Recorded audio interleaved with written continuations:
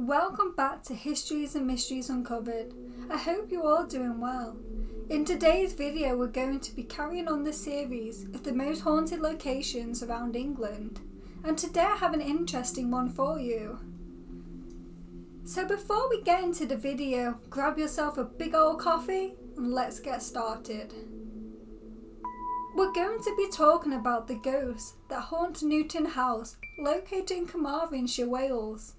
This is considered one of Britain's most haunted locations, and we'll get into why later in the video.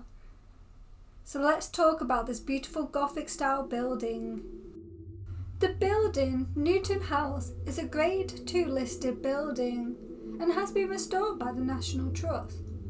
And for those who don't know who the National Trust are, they are a registered charity to preserve the natural beauty of historic landmarks and buildings. They want to keep the buildings permanently protected in its original beauty for the nation to see. They partially own the building. The building resides in the Dynford Park. This is on the grounds of the Dynford Castle as well. The house was built by Edward Rice. This was built in a Jacobean style. This is a Renaissance architecture. This is following the Elizabethan style. This was built in 1660, and in 1850s, considerable number of changes were made to the house in the Venetian Gothic style. The house was sold in 1974 because of the Rebecca riots of 1843. The occupant of the house at the time, Colonel George Rice, had received death threats, and even an empty grave was dug on the grounds, warning him that he would be buried in it by the 10th of October. So the house did fall into a bitter times after the owners died in a space of a few years. After it was sold in 1974, the house fell into disrepair and was occupied with squatters and thieves who stupidly removed all the beams and furniture.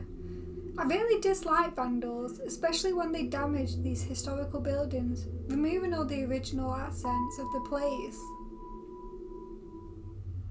So the house, along with the castle, have been restored by the National Trust and CAD, which is a historic environmental service that's run by the Welsh Government. So moving on to the hauntings that are said to have happened. So in 1720, there was a shocking murder that happened at the house. The lady Eleanor Cavendish. She was living at the house at the time because she ran away from a marriage that she did not want to be in. She did not love that man. She was forced to marry him. Their marriage was a disaster as expected. And she found herself at her cousin's house, the lady of Newton House. Sadly, her husband followed her and broke into the house and strangled her to death. She said to haunt the room. In the 1980s, a TV crew stayed at the Newton House overnight. Their purpose was to catch some ghostly activity that backs up the stories of the hauntings at the property. Unfortunately, they caught nothing on camera, but one of the TV members felt an invisible pair of hands squeezing his throat. Scary, I know. Other happenings were some staff members hearing muffled voices when they are completely alone. Reports of lights switching on and off after the house is locked up and empty, and a baffling cold spots reoccurring, paired with an aroma of pipe or cigar smoke. The house has a non-smoking policy. So a massive thank you for watching. As I always say, I would love to visit this remarkable building and the castle as well. The National Trust have been continually doing an amazing job restoring these buildings. I've been to a few of their buildings, and as you have seen in my Dark Lady video. And if you are looking for a day out with the family, go to the National Trust website. There are places all around the UK.